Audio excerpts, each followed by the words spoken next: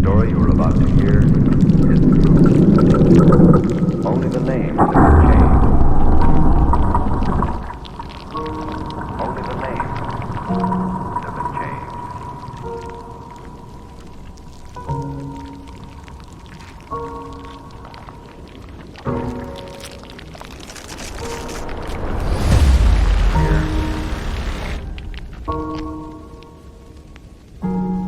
Only the names. All moderation is owed to human mind and especially the philosophical mind. Welcome to the forum where we discuss ideas, explore our introspective endeavors, and lavish panegyrics on the great minds of the past. Let's get down to our topic of discussion. Without further ado, clips are randomly cut, so pardon any inconvenience with the backdrop of discussion, but hopefully you'll be able to make a string of thoughts as we progress. खैर, फिर बात दोबारा से मैं अगलान वही लेके आऊंगा कि यार पीटीएसडी को जो इसको कंक्लूड करते हैं कि पीटीएसडी जो से ट्रॉमाज हैं या जो मेंटल हेल्थ है उसको ऑब्वियसली डील करना चाहिए। एक इंडिविजुअल साइकोलॉजी थोड़ी सी बात कर लेते हैं। इसको डील करने का तेरे नज़दीक क्या क्या कोपिंग मैकेनिज्म्स हैं, क्या बंदे को करना चाहिए ऐसे सिचुएशन। हेलो क्या? हेलो, हाँ।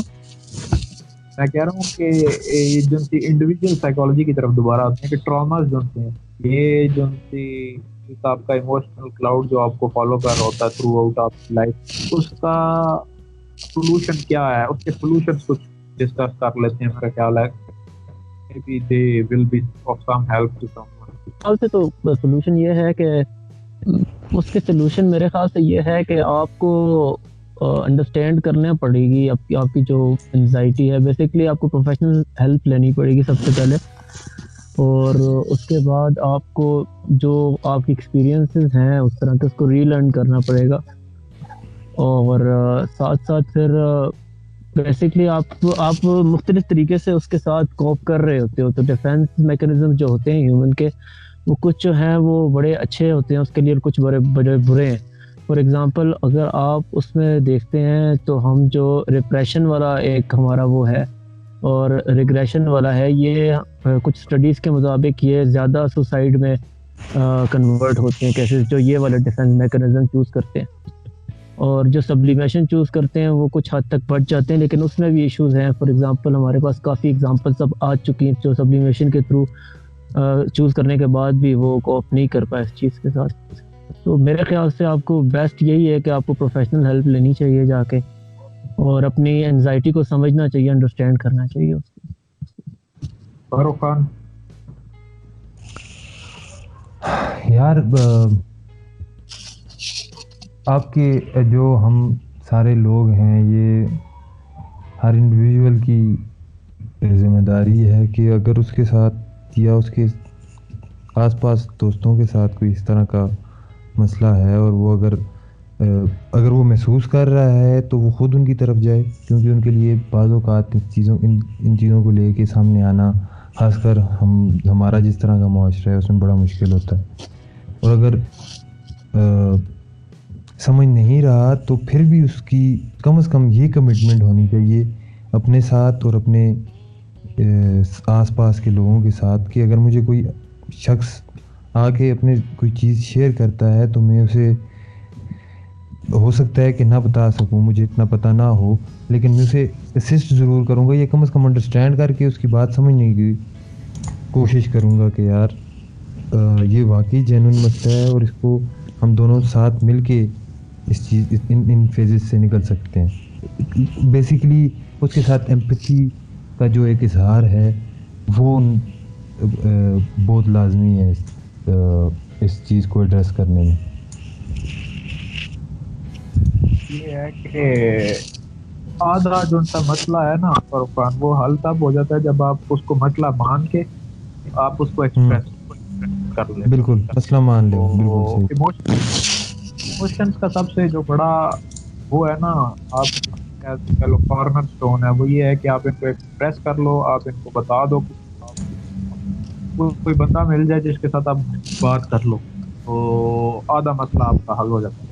बाकी ये है कि ऑब्वियसली हमारे यहाँ आप सोसाइटी में मेडिकल साइंस काफ़ी तरक्की कर गई है। अब तो काफ़ी सारे एंटी डिप्रेसेंट्स वगैरह भी हैं जो कि एक आर्टिफिशियल सा सोल्यूशन है जो आपको टेम्परेरीली तो आपको कंफर्ट करते हैं। जैसे लोग प्रोजैक ले लेते हैं या फिर ले लेते हैं तो ले, और वो अभी भी स्टडीज जो हैं वो इसी तरफ जा रही हैं कि जो उनसे न्यूरो होती है ना एसोसिएशन, उनको किसी तरीके से डिसमेंटल किया जाए इन ड्रग्स को यूज करके, ताकि आपके जो ट्रॉमास हैं वो अनलिंक हो जाएं, आपके बीच में जो न्यूरल कनेक्शंस है ना वो किसी तरीके से डिस्पार्क कर दिए जाएं या जिस तक काट दिए जाएं। यार वो तो मेडिकल साइंस करेगी तो करेगी। फॉर द टाइम बीइंग मुझे बाबर ने जो मजे की सोल्यूशन बताई थी ना, there was a phase when I was feeling that kind of depress. उसने ना मुझे कहा था कि बेटा चार चार हार्मोन्स हैं, चार हार्मोन्स हैं जो आपको असिस्ट कर रहे हैं आपकी खुशी में। डोपामिन, सेरोटोनिन, एंडोर्फिन और ऑक्सीटोसिन। ऑक्सीटोसिन जो है वो आपका रिलीज होता है जब आप किसी के साथ इंटीमेट होते हो, गप लगा लेते हो, बात कर लेते हो, शेयर कर लेते हो, या अपने लव्ड वन के साथ, अपने भाई के साथ, माँ बाप के साथ हग करते हो उनको, तो या आप किसी अपने चाहने वाले को हग करते हो तो आपका वो केमिकल रिलीज होता है बॉडी में। उसके बाद आपके एंडोर्फिन हैं जो आपकी एक्सरसाइज से आपसे रिलीज होते हैं। तो आप जाओ थोड़ा सा वर्कआउट करो, आपका पसीना से सीना निकलेगा, वो रिलीज हो जाएंगे। तीसरा चीज़ है आपके पास सेरोटोनिन। वो आपका रिलीज होता है जब आप किसी की हेल्प करते हो या आप ना वो जो उनका पर्पसफुलनेस है ना, आपकी वो चीज़ सेटिस्फाई होती है कि आप सोसाइटी में किसी की हेल्प कर दो, कोई एम्पैथी शो कर दो, आप कोई काम कर लो सोसाइटी की व्हील के लिए। और चौथा जो है वो डोपामीन है। वो डोपामीन तब रिलीज होता है जब आप अपने डेली टास्क अचीव करते हो। आपने सोचा कि यार आज मैंने इतना रनिंग करनी है, आज मैंने इतनी बुक पढ़नी है, आज मैंने ये काम करना है। तो बेसिकली ये चार केमिकल्स हैं जिनका बैलेंस आपकी बॉडी में रहे तो आप अच्छी लाइफ सस्टेन कर सकते हो। अच्छी नहीं, ट्रैंक्विल स्टेट एटलीस्ट आप सस्टेन कर सकते हो। हैप्पीनेस ऑब्वियसली एक बड़ा कॉम्प्लेक्स का फिनोमेना है जिस पे हम फिर कभी कोई पॉडकास्ट करेंगे। वो एक इन इटसेल्फ एक बहुत बड़ी मिस्ट्री है। और वो स्टेट जो फॉर एवर जो है ना, हैप्पी कोई बंदा रह नहीं सकता मेरा ख्याल है, और ना रहता है। तो जो है ना डिफिकल्टीज और जो ट्रेजेडीज हैं वो आपकी जिंदगी में आती रहेंगी, आती हैं, और इनके साथ आपको कोप करना पड़ता है। ये life is not a walk in the park. तो आप तो बिल्कुल यार जहन, इसमें एक तुमने पूरा मैनुअल दे दिया है यार कि आपके ये आप काम कर सकते हैं। और दूसरा डोपामीन को बाज़ लोग अननेचुरल तरीके से भी रिलीज़ करने की कोशिश करते हैं नशों के ज़रिए, और ये हम जजमेंटल नहीं हो रहे, लेकिन अल्टीमेटली वो चीज़ें अगर एक्सेस में चली जाती हैं तो बहुत ही नुकसानदेह हैं। और दूसरा हैप्पीनेस को जहाँ तक डिस्कस करने की बात है तो उसके साथ हम सफरिंग को भी डिस्कस करेंगे और इंशाल्लाह इस पे देखेंगे। और यार ये आज़म क्यों इतना चुप है यार?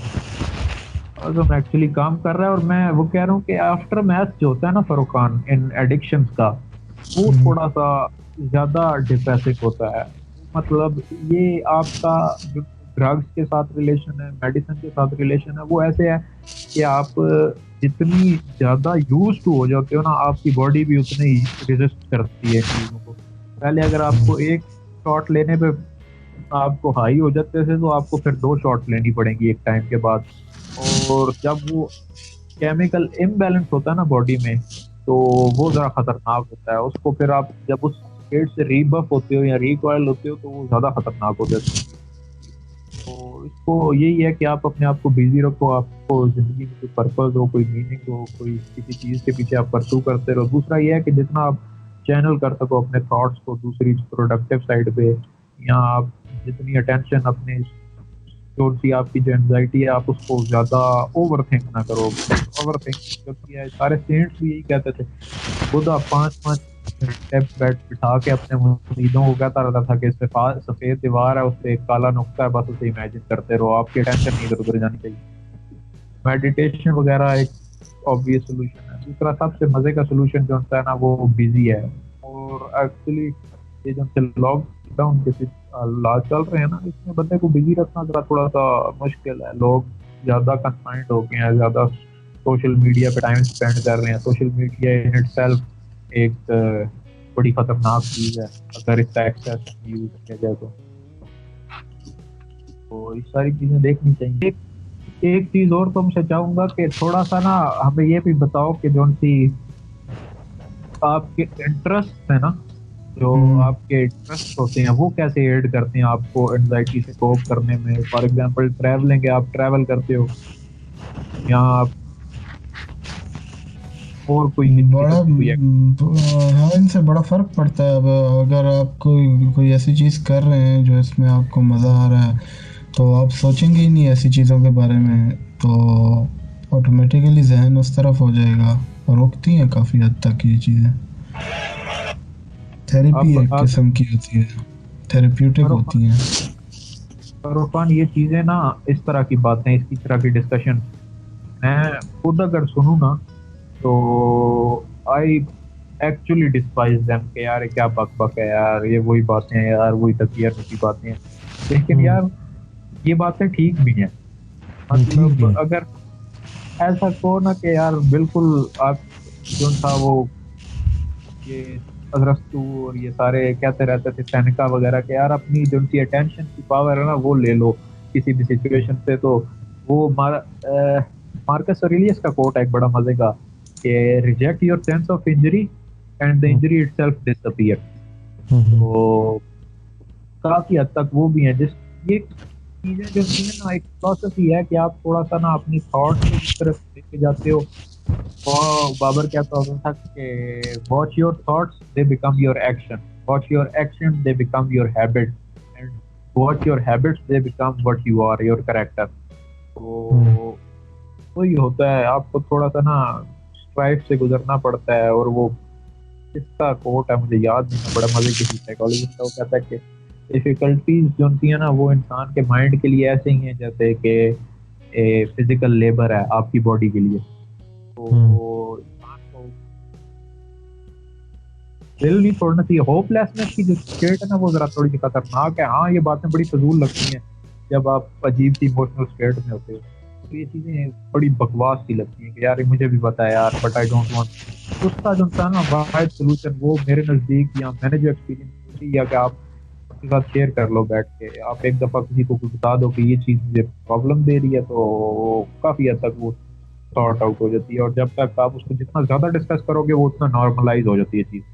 ये ऐसे ही है जैसे सोसाइटी में हमारे यहाँ बना हुआ ना हवा, जो अभी हम बात कर रहे थे फ्रस्ट्रेशन वगैरह, सेक्सुअल एजुकेशन वगैरह, जब आप इसको डिस्कस करने लग जाते हो ना तो ये उतनी नॉर्मलाइज हो जाता है। और जब चीज़ कोई नॉर्मलाइज हो जाती है तो आप कि हाँ उसको ना वो अटेंशन नहीं मिलती, वो आपके मेंटल स्टेट पे उस जगह पे आ जाती है जहाँ पे आप उसको आराम से एक just like any other thing deal कर लेते हो।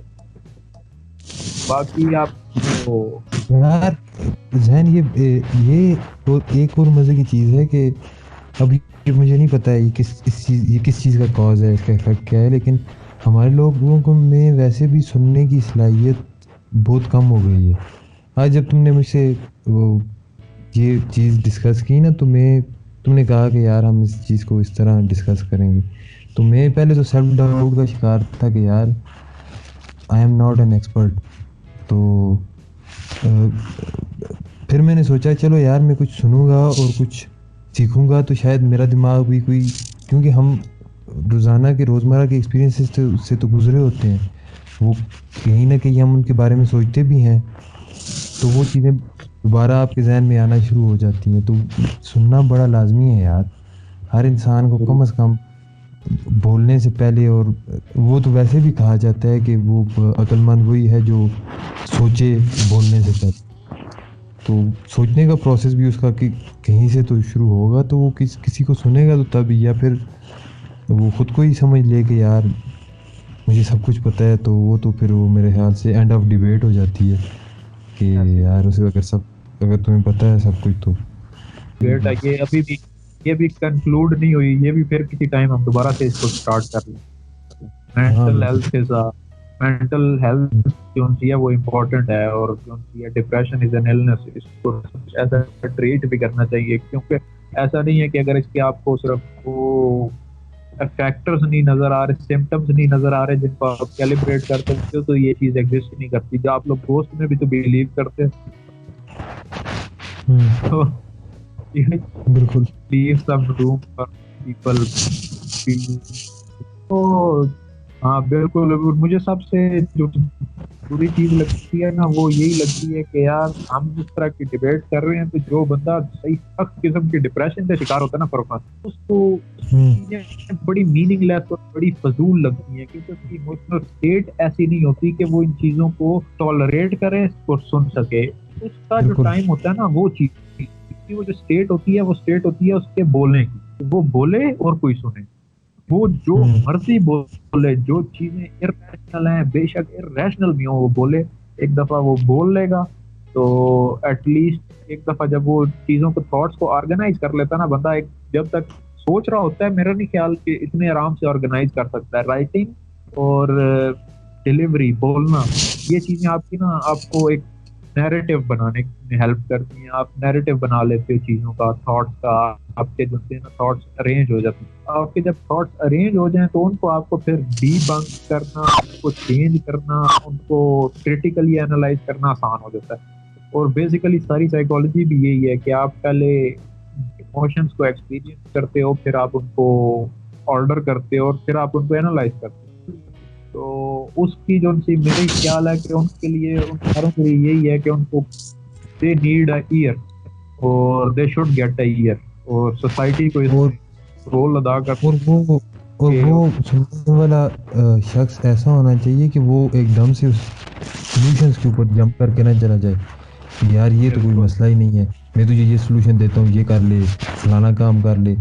सुनो उसको, जो तुमने कहा कि सुनो, और जितना वो सुनाना चाहता है उससे सुनो, उसको टेंशन दो, और फिर उसे कहो कि यार ये तुम्हारे साथ ही कोई मसला नहीं है, हम सारे ये इस चीज़ को एक्सपीरियंस करते हैं और हम वाकई सारे एक्सपीरियंस करते हैं। अब कोई ना माने इसको तो ये अलग बात है।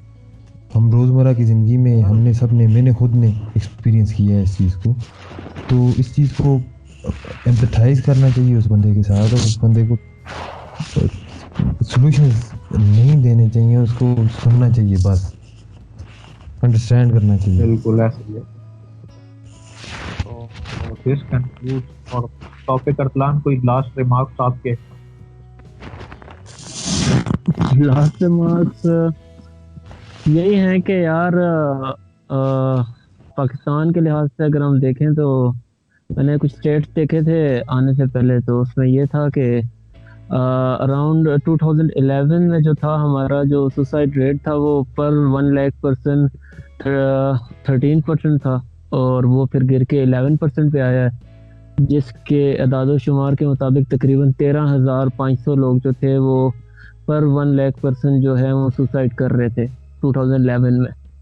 और 2016 में आके वो रेट जो है वो 2% पे आ गया है, 7% से फिर 2% पे आया है, और अब जो है वो 5,000 लोग जो हैं वो कर रहे हैं पर 1 लाख पर्सन। और इसमें फिर अगर आप मर्दों और औरतों को देखा जाए तो मर्दों की तादाद जो है वो डबल है औरतों से, और जो मर्द करते हैं उनमें जो ज़्यादा जो कर रहे हैं वो अनमैरिड मर्द हैं जो कि सुसाइड करते हैं, और जो औरतें करती हैं बेसिकली वो जो मैरिड औरतें हैं उनमें ज़्यादा रुझान आ जाता है सुसाइड का।